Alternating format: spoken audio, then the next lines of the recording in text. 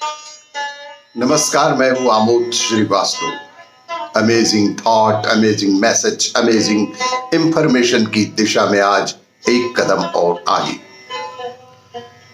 आज की इस जानकारी का विषय है मेडिकल ऑक्सीजन क्या है। आपको ये मेरा वीडियो अच्छा लगे तो लाइक करें, शेयर करें और लाल बटन दबाकर सब्सक्राइब अवश्य करें। साथ ही बेल आइकन दबाना बिल्कुल ना भूलें। आज के इस जानकारी का विषय मेडिकल ऑक्सीजन क्या है। हम हवा में सांस लेते हैं। हम हवा में सांस लेते हैं तो हवा को सिलेंडरों में क्यों नहीं भर लेते। मेडिकल ऑक्सीजन के बारे में क्या कुछ जानकारी उपलब्ध हो सकती है। कोरोना की दूसरी लहर ने हमारी लगभग सभी तैयारियों की कलई खोलकर रख दी है। अस्पतालों में बेड और दवा तो दूर, मरीजों को ऑक्सीजन भी कठिनाई से मिल पा रहा है। हालात इतने गंभीर हैं कि सरकार 50,000 मीट्रिक टन ऑक्सीजन खरीदने के लिए दुनिया के बाजार में खड़ी है। ऐसे में लोगों के मन में तरह तरह के सवाल उठ रहे हैं कि आखिर हम सब हवा में सांस लेते हैं और वह हमारे चारों ओर मौजूद है, तो क्यों नहीं हम इस हवा को सिलेंडरों में भरकर मरीजों को लगा देते। आखिर अस्पतालों में पाइप से आने वाली ऑक्सीजन यानी कि मेडिकल ऑक्सीजन क्या है। मेडिकल ऑक्सीजन क्या है, यह बनती कैसे है और क्यों इसकी कमी है। ऐसे अनेक प्रकार के सवाल हमारे जेहन में उत्पन्न होते हैं कि जब यदि ऑक्सीजन हवा में है तो उसे ही सिलेंडर में क्यों नहीं भर लिया जाता। आइए जानते हैं मेडिकल ऑक्सीजन क्या है। कानूनी रूप से एक आवश्यक दवा है जो 2015 में जारी देश की अति आवश्यक दवाओं की सूची में शामिल है। इसे हेल्थ केयर के 3 लेवल प्राइमरी, सेकेंडरी और टर्शियरी के आवश्यक करार दिया गया है।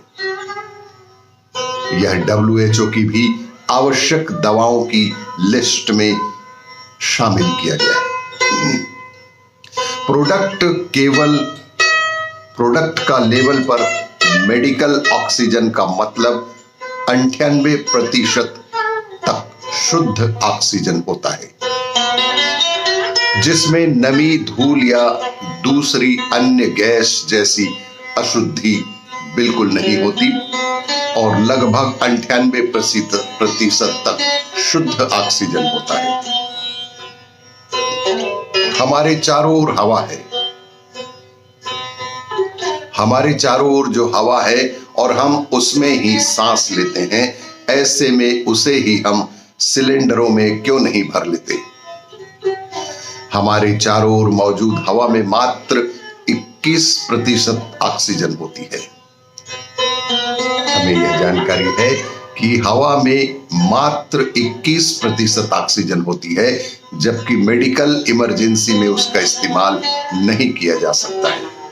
इसलिए मेडिकल ऑक्सीजन को खास वैज्ञानिक तरीके से बड़े बड़े प्लांट में तैयार किया जाता है, वह भी लिक्विड ऑक्सीजन के रूप में। मेडिकल ऑक्सीजन बनाने के तरीके को समझने के लिए पहले कुछ बातों को जानना भी जरूरी है। जिस तरह पानी को 0 डिग्री सेल्सियस तक ठंडा करने पर वह जमकर बर्फ या ठोस बन जाता है और 100 डिग्री सेल्सियस तक गर्म करने पर उबलकर भाप यानी गैस में बदल जाता है, ठीक ऐसे ही हमारे आसपास मौजूद ऑक्सीजन, नाइट्रोजन आदि इसलिए गैस हैं क्योंकि वह बेहद कम तापमान पर उबलकर गैस बन चुकी है। ऑक्सीजन 183 डिग्री सेल्सियस पर ही उबलकर गैस में बदल जाता है। यानी पानी का बॉइलिंग पॉइंट 100 डिग्री सेल्सियस है तो ऑक्सीजन का 183 डिग्री सेल्सियस है। दूसरे शब्दों में कहें तो अगर हम ऑक्सीजन को 183 डिग्री सेल्सियस से ज्यादा ठंडा कर दें तो वह लिक्विड फॉर्म में बदल जाएगा। अब बात करते हैं मेडिकल ऑक्सीजन की। मेडिकल ऑक्सीजन हमारे चारों ओर मौजूद हवा में से शुद्ध ऑक्सीजन को अलग करके बनाई जाती है। हमारे आसपास मौजूद हवा में 78% नाइट्रोजन, 21% ऑक्सीजन और बाकी 1% argon, helium, neon, krypton, xenon जैसी अन्य गैसें पाई जाती हैं। इन सभी गैसों का बॉइलिंग पॉइंट बेहद कम लेकिन अलग अलग होता है। अगर हम हवा को जमा करके उसे ठंडा करते जाएं तो 108 डिग्री पर जिनोन गैस लिक्विड में बदल जाएगी। ऐसे में हम उसे हवा से अलग कर सकते हैं। ठीक इसी तरह 153.2 डिग्री पर क्रिप्टोन, 183 ऑक्सीजन और अन्य गैस बारी बारी से तरल बनती जाएंगी और उन्हें हम अलग अलग करके लिक्विड फॉर्म में जमा कर लेते हैं। वायु से गैसों को अलग करने की इस टेक्निक को हम cryogenic technique for separation of air कहते हैं।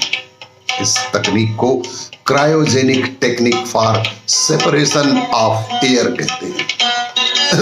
इस तरह से तैयार लिक्विड ऑक्सीजन 99.5% तक शुद्ध होती है। एक वयस्क जब वह कोई काम नहीं कर रहा होता तो उसे सांस लेने के लिए हर मिनट 7 से 8 लीटर हवा की जरूरत होती है। एक स्वस्थ वयस्क 1 मिनट में 12 से 20 बार सांस लेता है। हर मिनट 12 से कम या 20 से ज्यादा बार सांस लेने की स्थिति में कुछ न कुछ शरीर में गड़बड़ होने की संभावना होती है और चिकित्सक इसी चीज को नाप कर, जांच कर, पूछ कर तय करते हैं कि हमारा शरीर स्वस्थ है या नहीं। आपको ये मेरा वीडियो अच्छा लगे तो लाइक करें, शेयर करें और सब्सक्राइब अवश्य करें। धन्यवाद।